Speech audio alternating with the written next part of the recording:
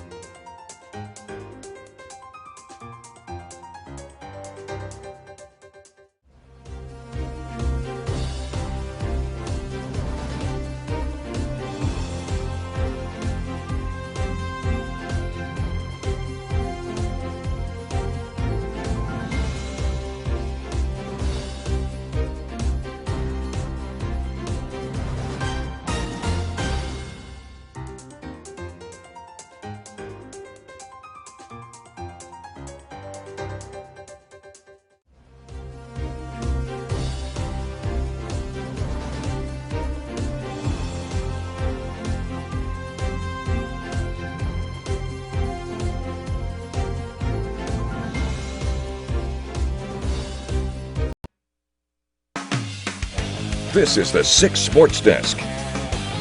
On this very special Veterans Day weekend, the Michigan State football team wanted to honor those who have served in our armed forces with a special helmet decal for today's game. You got Sparty running right at you with the American flag. You gotta love that. And you also, if you're a Spartan fan, gotta love the opportunity that MSU had this afternoon. At home, taking on Rutgers in a game that they should win in order to get one step closer to going to a bowl game.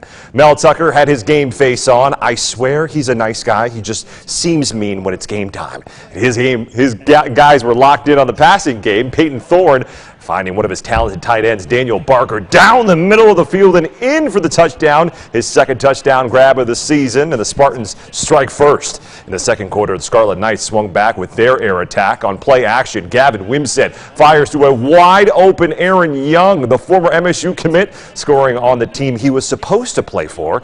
And jump into the third quarter, the Spartans go into the air again. Thorne just heaves one down the field to a jumping Jaden Reed as the Spartans took a two-touchdown lead. Things got a little scary towards the end of the game. Rutgers made it a 6-point game, and they tried an onside kick, but Trey Mosley just sits down with it. As the Spartans hold on to win it 27-21 the final, our Ian Kress was there and has more on what's led to MSU's back-to-back wins. Coming into Saturday's game against Rutgers, Michigan State had hit just 2 field goals all season long. So with Mel Tucker and the coaching staff knowing that has been a problem, they decided to spice things up a bit this week in practice, and it sure did work for grad transfer Ben Patton, who hit 2 field goals on Saturday and ended up being the difference. At the end of every practice, we'll bring everybody up, surround around them, distract the kickers. We haven't been doing that all season. We just started that this week, right? Yeah, this past week. So, yeah, we just started, putting the distraction on the kickers, and they lived up to it. I really like having the guys in my ear. It kind of helps you drown out the noises in your own head. Just having that white noise around you of a large crowd. For me, it's more therapeutic than if I just had Coach Tucker in my ear. Yeah, since the whole team's been all eyes on our kicker for the past 7 days, Ben hasn't missed one. So yeah, maybe that's what it takes. All of our guys know how important the kicking game is, and so on the sideline you could hear the guys really excited and celebrating when we made those field goals, because we had a little bit of a tough time with that all year, and those field goals were big for us. One funny thing with Patton is that when he sat down for his post-game press conference, all the cameras and microphones came out, and he even said he got more nervous at that moment than when he hit that 48-yarder in the second half. Inside of Spartan Stadium, Ian Kress, 6 Sports. Well, thank you, Ian. Over to Ann Arbor, the 3rd-ranked team in the land was hosting the Nebraska Cornhuskers, who've had a rough season. But a win for the Cornhuskers over Michigan today would help them have a shot at going to a bowl game. Now, snowy conditions to the start of this game, which was seen on WLAJ, but the Wolverines love it. And on 1st and goal, they go to their strength, handed it off to Blake Corum, who reaches across the goal line for his 17th touchdown this season. He leads the nation in that category. Then in the second quarter, J.J. McCarthy fakes the handoff and finds Ronnie Bell wide open in the end zone to give Michigan a 2-touchdown lead.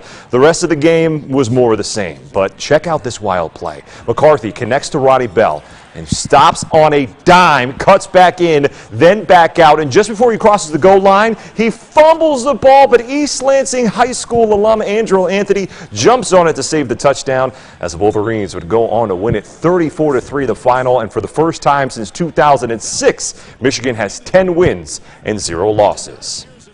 On the high school gridiron, a few of our area teams were playing their regional championship games this afternoon because of how far they have to play these matchups. But they didn't mind the drive because a shot to play in the state semifinals was on the line. First up in Division 8, Fowler drove 2.5 hours east to face the undefeated Ubly Bearcats, and Ubly wasted no time getting on the board. Evan Peruski with the QB keeper. He hits to the outside, turns on the Jets for a 46-yard house call to check the plumbing and make sure the heat is still running. Ubly up 14-0.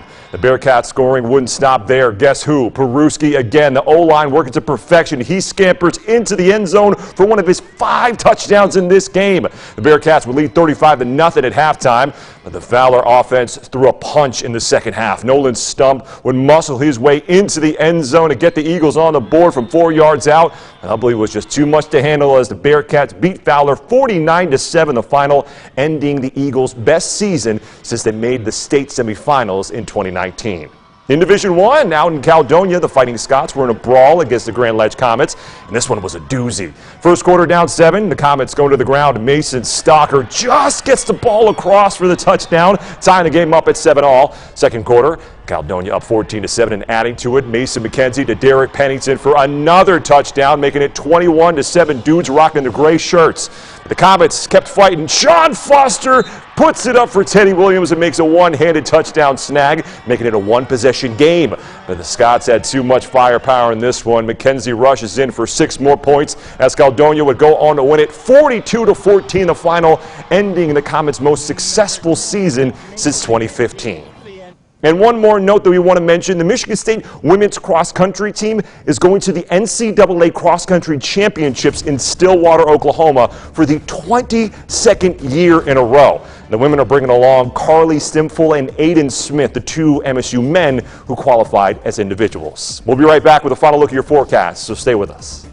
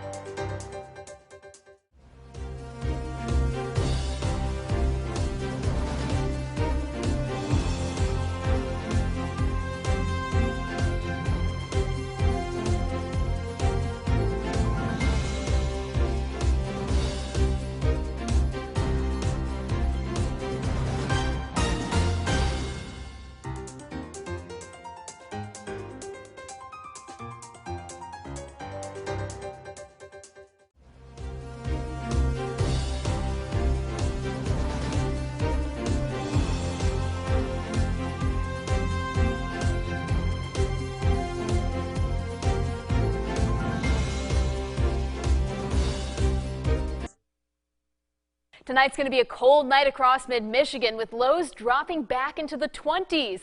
That's cold enough to actually give us a chance for a few snow flurries, but some spots are more likely to see that than others. Our precision cast shows us that by noon on Sunday, there still could be a few flurries out there in our western areas. Then that'll clear up fairly quickly. 6-day forecast shows you that temperatures are going to drop to the 30s going into next week. 6 plus 6 day shows us that it's not going to improve all that much even for next week. Temperatures, man, they are dipping. Yes, fast. too low. I said, oh my goodness, I'm turning the heat up all the way. All the way up. Not too much where you start sweating in your actual bed when you wake up in the morning, but yeah, just enough where you can be comfortable. Just enough. All right, well, that's all for 6 News at 11. And we'll see you back here for 6 News this morning.